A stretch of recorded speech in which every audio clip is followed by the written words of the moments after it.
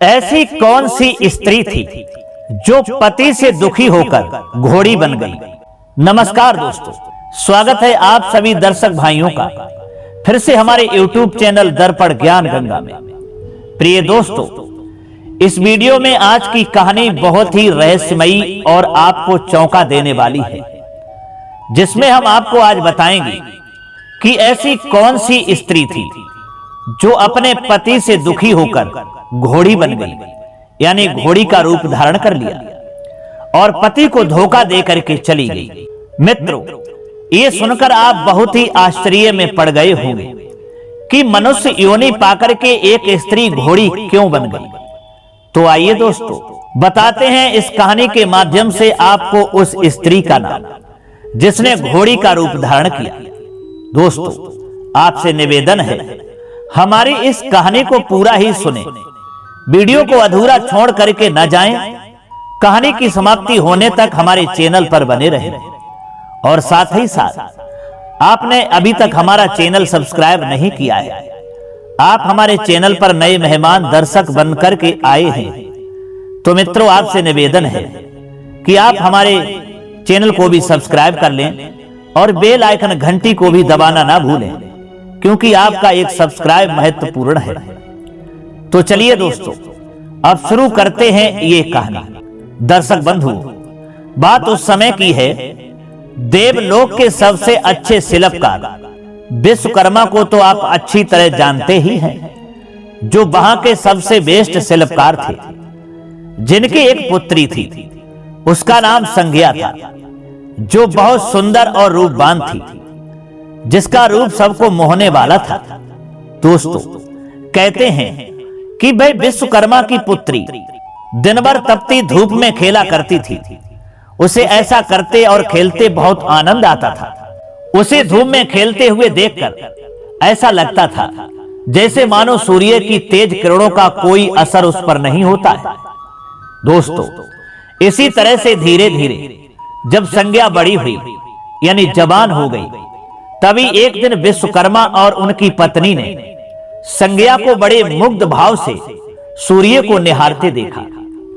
ये देखकर विश्वकर्मा अपनी पत्नी से बोले कि हे देवी, ऐसा लगता है हमारी बेटी सूर्य पर मोहित हो गई है। आप देख रही हो ना, कितने मुग्ध भाव से सूर्य देव को ताके जा रही है, यानी घूर घूर कर देखे जा रही है। दोस्तों, तभी विश्वकर्मा की पत्नी ने कहा कि हे स्वामी, मुझे भी ऐसा लगता है कि हमारी प्यारी बेटी सूर्य पर मोहित हो गई है। मित्रों, इसी तरह से सूर्य के सौंदर्य के प्रति संज्ञा का आकर्षण उसकी आयु के साथ साथ बढ़ता ही चला गया। एक दिन की बात है, विश्वकर्मा अपनी बेटी को साथ लेकर हाथी पर बैठकर सैर करने के लिए निकले। तभी अपनी पुत्री को सूर्य की ओर निहारते देखकर उन्होंने उससे पूछ लिया कि बेटी, अब तुम छोटी नहीं रही हो, तुम बड़ी हो गई हो। मैं सोचता हूं जल्दी से तुम्हारा विवाह कर दूं। बताइए, किस देवता को तुम चाहती हो, किस देव से तुम प्यार करती हो जो तुम्हारे लिए उचित हो, क्योंकि कहीं हम ऐसी भूल ना कर दें जो तुम्हारी बगैर मर्जी की हम किसी और देवता से तुम्हारा विवाह कर दें और तुम अपने जीवन में हमेशा परेशान रहो और दुखी होकर के हमसे अनुचित शब्द कहती रहो। ऐसा मैं नहीं सोचता हूं। बताइए, कौन सा देवता तुम्हारे दिल में बसा हुआ है। दोस्तों, अपने पिता के ये शब्द सुनने के बाद तब संज्ञा ने उत्तर दिया कि हे पिताजी, आकाश में सूर्य से बढ़कर कोई तेजस्वी मेरे लिए देव नहीं है। यही सबसे अच्छे हमारे लिए वर होंगे, क्योंकि सूर्य से ज्यादा कोई हमें तेजस्वी देवता दिखाई ही नहीं देता है, जो इतना प्रकाशमय है, जिनके अंदर बहुत सारे तेज हैं, जिनके लिए देखते देखते हमारा कभी जी ही नहीं भरता है। यही हमारे लिए उचित पति रहेंगे। दोस्तों, अपनी बेटी की बात सुनकर के तब पिता विश्वकर्मा कहते हैं, ठीक है, हम सूर्य के साथ ही तुम्हारा विवाह कराए देते हैं। दोस्तों, इतना कहने के बाद में विश्वकर्मा जो थे अपनी पुत्री को लेकर के सूर्य के पास में पहुंच जाते हैं और जाकर के उन्होंने अपनी पुत्री की इच्छा सूर्य देव को बताई और कहा कि हे सूर्यदेव, मैं तुम्हारे पास अपनी बेटी का रिश्ता लेकर के आया हूं। हमारी बेटी तुमसे प्रेम करती है और तुम्हें पसंद करती है। तुम्हारे अलावा किसी देवता को वह पसंद नहीं करती और तुम्हारे अंदर वो तेज देखती है। उस तेज पर मेरी बेटी प्रेम मुग्ध है। इसलिए हम अपनी बेटी का विवाह तुमसे करने के लिए आया हूं। तुम्हारी क्या इच्छा है, ये हमको साफ साफ बताओ। तो दोस्तों, सूर्यदेव कहते हैं विश्वकर्मा से कि हम तुम्हारी बेटी के साथ रिश्ता करने के लिए तैयार हैं। कहने का मतलब है दोस्तों, सूर्यदेव ने संज्ञा के साथ विवाह करने के लिए वो रिश्ता स्वीकार कर लिया और बोले, आपकी पुत्री मेरे साथ विवाह करना चाहती है। ये मेरे लिए सौभाग्य की बात है, पर इससे ये तो पूछ लो कि क्या ये मेरा ताप सहन भी कर पाएगी या नहीं कर पाएगी। कहीं ऐसा ना हो कि ये मेरा ताप सहन ना कर पाए और इसके लिए वो काम करना पड़े जो इसने कभी सपने में भी ना सोचा हो, अर्थात मुझको छोड़ करके ना जाना पड़े। इसलिए इससे पूछ लो। प्रिय दोस्तों, विश्वकर्मा जो थे संज्ञा को एक ओर ले जाते हैं और अकेले में जाकर के पूछते हैं कि हे बेटी, सूर्यदेव का उत्तर तुमने सुन लिया है, अब तुम बताओ, हर ऋतु में उनके तेज को तुम सहन कर लोगी या नहीं कर पाओगी। जवाब दिया, हाँ पिताजी, मैं बड़े विश्वास के साथ कहती हूं कि मैं सूर्यदेव के तेज को हमेशा सहन कर लूंगी, इसमें कोई दो राय नहीं है। दोस्तों, तब विश्वकर्मा जाते हैं और कहते हैं सूर्यदेव से कि हमारी बेटी आपका तेज सहने के लिए हर समय तत्पर तैयार है, इसे कोई आपत्ति नहीं है। तो दोस्तों, सूर्य भगवान जो है विश्वकर्मा से संज्ञा के साथ विवाह करने के लिए हां कर देते हैं।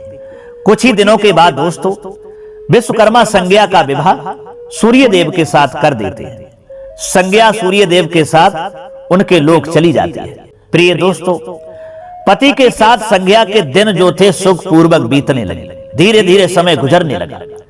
फिर उनके यहाँ एक पुत्र पैदा हुआ जिसका नाम रखा गया मनु। अनेक ऋषि मुनि बालक को आशीर्वाद देने के लिए आए, यानी सूर्यदेव के पास पहुंचे उस बच्चे को आशीर्वाद देने के लिए, और आशीर्वाद देते देते कहने लगे कि ये बालक ज्ञानियों में भी ज्ञानी होगा। इस तरह की भविष्यवाणी जो थे ऋषिगण करने लगे। प्रिय दोस्तों, और आशीर्वाद भी सच निकला। जब वह कुछ बड़ा हुआ तो ऋषि मुनियों से शिक्षा ग्रहण करने लगा। सूर्यदेव और संज्ञा को अपने बेटे पर गर्व था। वे बहुत ही प्रेम से अपने बेटे का लालन पालन करते थे। दोस्तों, अचानक एक बार की बात है, ग्रीष्म ऋतु में सूर्य की किरणें बहुत ही प्रखर हो गईं। उनका तेज अपनी चरम सीमा पर जा पहुंचा। संज्ञा की चमड़ी जो थी इधर दोस्तों तेज से झुलसने लगी। सूर्यदेव ने उसे अपने पास बुलाया तो वे अपनी आंखों पर हाथ रखकर उनके पास में पहुंचे। तब सूर्यदेव बोले कि हे संज्ञा, हे प्रिय, मेरी ओर देखो, तुमने अपनी आंखें क्यों ढक ली हैं?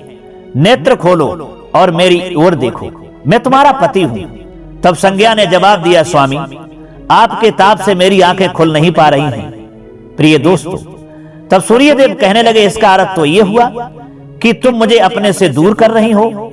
विवाह के पूर्व मैंने तुमसे पूछा भी था कि क्या मेरा ताप तुम सहन कर पाओगी, तब तो तुमने हां कर दिया था। तुम्हारी सहमति पाकर ही मैंने तुम्हारे साथ विवाह करना स्वीकार किया था, लेकिन अब तुम अपने वचन से मुकर रही हो। दोस्तों, सूर्यदेव क्रोधित होते हुए पूछने लगे, ऐसा तुम क्यों कर रही हो? तब संज्ञा ने कहा कि स्वामी, इसमें मेरा कोई दोष नहीं है। आपका ताप ही इतना प्रखर है कि मैं उस ताप के सामने बिल्कुल झुलसी जा रही हूं, जली जा रही हूं। प्रिय दोस्तों, ये सुनकर के सूर्यदेव और भी कुपित हो उठे। बोले, सुनो संज्ञा, प्राणवान वस्तुओं को जीवित रखने वाला मैं ही हूं, परंतु तुमने मेरी ओर से आंखें बंद कर ली हैं। अतः तुम्हारे गर्भ से जो बालक उत्पन्न होगा वह यम होगा। यम अर्थात मृत्यु का देवता होगा। प्रिय दोस्तों, संज्ञा वहां से भाग जाना चाहती थी, लेकिन बच्चों का मोह उसे विवश किए हुए था, इसलिए वहां से वो भागने में असमर्थ थी, जा नहीं पा रही थी। इधर दोस्तों, तभी संज्ञा ने एक अपने रूप वाली छाया स्त्री को बनाया और उसका नाम भी छाया पड़ा, जो हुबहू संज्ञा के ही प्रतिलिपि थी। यानी उसकी तरह बिल्कुल सेम थी, वही सूरत थी, वही मूरत थी। और उसने इस विषय में छाया से मदद लेने का निश्चय किया। उसने छाया को बुलाया और अपनी समस्या बताई। सुनकर छाया बोली, मुझे क्या करना होगा? हे बहन बताइए क्या आदेश है? जवाब दिया, तुम संज्ञा बनकर मेरे पति के पास जाओ और उनकी पत्नी और मेरे बच्चों की मां बनकर वहीं रहो। दोस्तों, तब वह छाया कहने लगी कि हे बहन, यदि उन्होंने मुझसे पूछा कि तो मैं क्या बताऊंगा? जवाब दिया, तो तुम कहना कि मैं संज्ञा हूं, परंतु भेद मत खोलना। छाया ने कहा, यह मैं सब कर लूंगी, लेकिन मेरी एक शर्त है। सूर्य देव कभी मुझ पर बिगड़े या साफ देने लगे तो मैं सारा भेद खोल दूंगी। दोस्तों, तब संज्ञा ने कहा, ठीक है छाया, अब जाओ और मेरे बच्चों को संभालो। प्रिय दोस्तों, जाते समय वह छाया कहने लगी कि हे बहन, तुमने मुझे बहुत ही कठिन काम सौंपा है। संज्ञा, फिर भी मैं भरसक प्रयत्न करूंगी और पूरा प्रयास करूंगी कि तुम्हारे आदेश को निभा पाऊं। इतना कहने के बाद दोस्तों छाया वहां से चली गई। उसके जाने के बाद संज्ञा सोचने लगी, मैं मायके जाती हूं तो मां और पिताजी मुझे देख करके प्रसन्न होंगे, मैं कुछ समय वहां रहूंगी, परंतु पिताजी कहेंगे कि स्त्री की शोभा पति के घर रहने में ही है। ऐसे ही विचारों में उलझी दोस्तों में मायके को चल पड़ी। रास्ते में उसके मस्तिष्क में उलझने टकराने लगी। वह सोचने लगी, पिताजी जब मुझे लौट जाने को कहेंगे तब मैं जंगल में चली जाऊंगी। प्रिय दोस्तों, इतना सोचने के बाद में संज्ञा अपने मायके में पहुंच जाती है। पिता ने उसका बड़ा आदर सत्कार किया और बोले, आओ बेटी, सब कुशल मंगल तो हैं?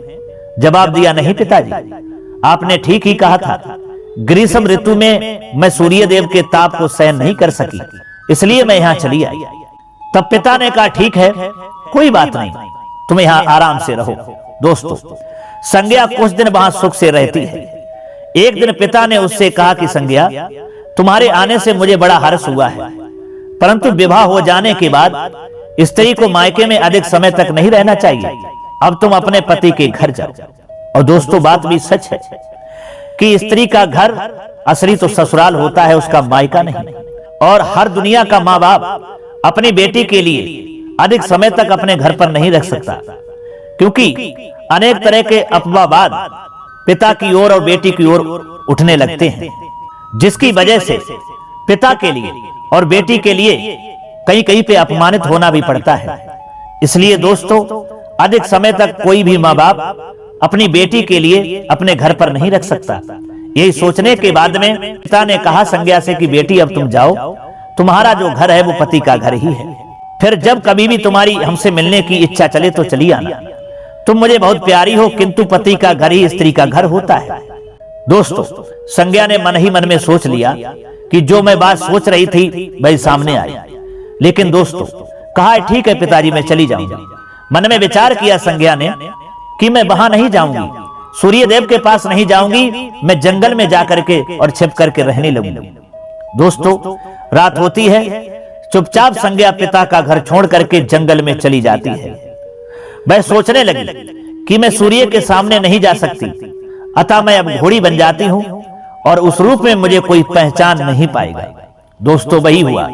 संज्ञा ने घोड़ी का रूप धारण किया और वहीं जंगल में तपस्या करने लगी, आराम से रहने लगी और सूर्य के ताप की शक्ति कम करने के लिए कठोर तप करने लगी।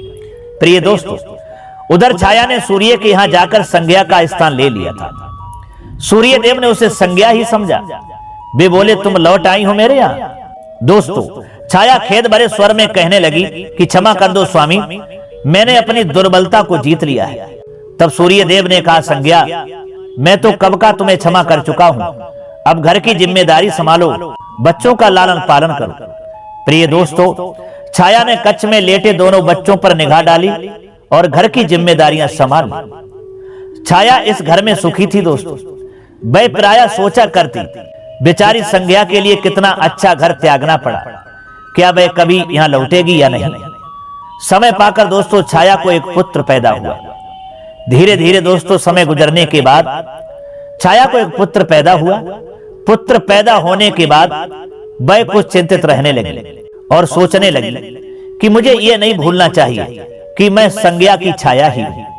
दोस्तों, छाया ने एक पुत्र और पुत्री को जन्म दिया। अब छाया का व्यवहार बदलने लगा। वह अपने बच्चों से तो प्यार करती, लेकिन संज्ञा के बच्चों को ताड़ने और उनके साथ दुर्व्यवहार करने लगी। प्रिय दोस्तों, मनु ने तो विमाता के व्यवहार को नजरअंदाज कर दिया, लेकिन यम को उसका व्यवहार खटकता रहा। माता छाया का यमुना बहन के साथ ऐसा व्यवहार करना उचित नहीं।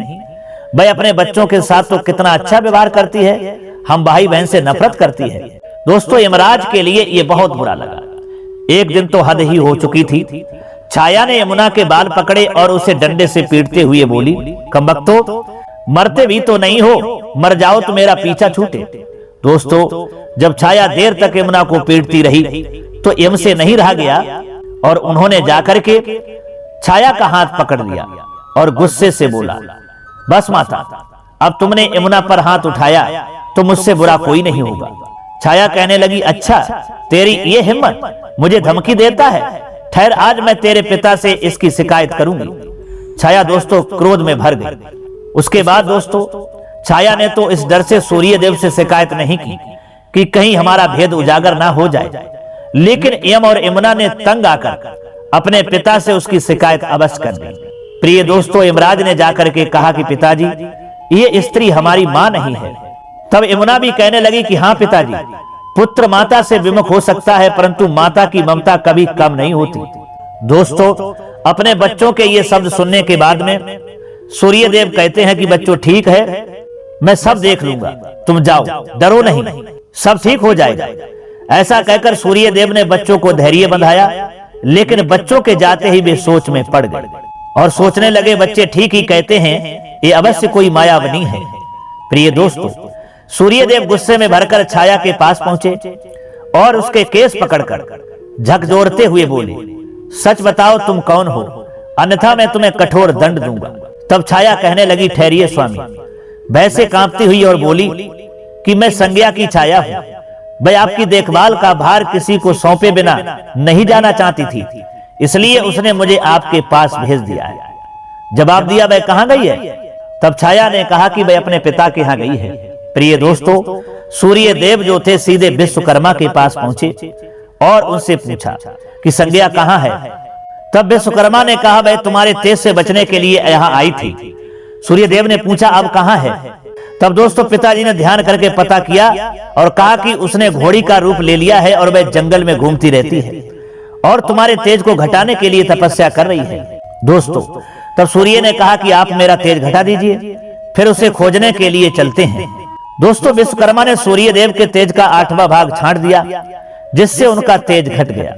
फिर वे संज्ञा को खोजने निकल चले। उन्होंने राजगीर से पूछताछ की, तुमने इधर कहीं घोड़ी को देखा है? किसी ने बताया, हाँ, एक विलक्षण घोड़ी को हमने नदी के पास विचरण करते देखा है। फिर सूर्यदेव ने पूछा कि उसमें विलक्षण क्या बात है, हे राहगीरों, मुझे सही सही बताओ। तब कहा कि वह घोड़ी मानवी भाषा में बोलती है, हे देव। तब सूर्य भगवान ने सोचा, तब तो वह हमारी संज्ञा ही होगी। इधर दोस्तों, सूर्य जो थे घोड़ी के जब निकट पहुंचते हैं तो वहां जाकर के घोड़ा का रूप बना लेते हैं। फिर दोस्तों, सूर्यदेव जो घोड़ा बने थे वो घोड़ी के साथ में यानी संज्ञा के साथ में वहां विषय करते हैं। फिर दोस्तों, अश्विनी कुमारों का संज्ञा से जन्म होता है। उसके बाद में सूर्यदेव ने कहा कि अब घोड़ी का रूप तुम त्याग दो। तब घोड़ी बनी संज्ञा ने उत्तर दिया कि जब तक मेरी मनोकामना पूरी नहीं होगी मैं ये रूप नहीं त्यागूंगी। प्रिय दोस्तों, सूर्य भगवान कहते हैं कि तुम्हारी मनोकामना तो पूरी भी हो गई। इधर विश्वकर्मा भी आ जाते हैं और कहते हैं कि सूर्यदेव ठीक कहते हैं बेटी, मैंने इनके तेज का 8वां भाग काट दिया है। पिता से आश्वासन पाकर दोस्तों संज्ञा ने अपना घोड़ी वाला रूप त्याग दिया और अपने स्वाभाविक रूप में आ गई। वह हर्ष और विभोर से अपने पिता से लिपट गई और फूट फूट करके रोने लगी। फिर उसने झुककर सूर्यदेव के पांव छुए और पूछा, स्वामी हमारे बच्चे तो सकुशल है ना? जवाब दिया, हाँ, दोनों बच्चे ठीक हैं। दोस्तों, सूर्यदेव ने मुस्कुरा करके कहा कि मनु, यम और यमुना को फिर से अब मां मिल जाएगी। इधर दोस्तों संज्ञा ने कहा कि मैं अब कभी भी अपना घर त्याग कर नहीं जाऊंगी, आप छाया को क्षमा कर देना और अपने साथ ही रखना। दोस्तों, दोनों का मिलन देखकर विश्वकर्मा ने भी अपना आशीर्वाद प्रदान किया, जाओ, और कहा कि सदा सुखी शांति से रहो। प्रिय दोस्तों, सूर्यदेव और संज्ञा सूर्य लोक पहुंचे और छाया और बच्चों के साथ फिर आनंद पूर्वक रहने लगे। तो दोस्तों ये विश्वकर्मा की बेटी यानी सूर्य देव की पत्नी जो थी संज्ञा, यही पति से दुखी हुई। पति से दुखी कब हुई कि उनके ताप को जब सहन नहीं कर पाई तब इन्हें बहुत दुख हुआ। और दुख होने के बाद में यही संज्ञा जब अपने पिता के घर पहुंचती हैं, कुछ दिनों तक अपने पिता के घर पर रहती हैं। उसके बाद में पिता के कहने के मुताबिक फिर ये ससुराल नहीं जाती हैं, जंगल में जाकर के और घोड़ी बन जाती हैं, यानी घोड़ी का रूप धारण कर लेती हैं और फिर जंगल में रहने लगती हैं। फिर दोस्तों पुनः सूर्यदेव जब ढूंढने जाते हैं, फिर वो घोड़ा का रूप बनाते हैं और अपनी स्त्री जो संज्ञा घोड़ी बनी थी उसके साथ में विषय करते हैं, यानी साथ में क्रीड़ा करते हैं। और वहीं पर 2 बेटा और पैदा होते हैं जो अश्विनी कुमार थे। तो दोस्तों ये थी कहानी एक स्त्री की यानी संज्ञा की, जो स्त्री से घोड़ी बनी थी, जो हमने इस वीडियो के द्वारा, इस कहानी के द्वारा आपको समझाने का प्रयास किया। दोस्तों अगर ये कहानी आपको अच्छी लगी है, पसंद आई है, कुछ समझ में आई है, तो कमेंट बॉक्स में जरूर बताना। हो सके तो अपने दोस्तों के लिए भी शेयर करना। अब क्षमा चाहते हैं दोस्तों, पुनः मुलाकात होगी अगली वीडियो में किसी और नई चर्चा में। तब तक के लिए सब्सक्राइबर बंधु एवं दर्शक भाइयों के लिए राधे कृष्णा, ओम नमः शिवाय, नमस्कार।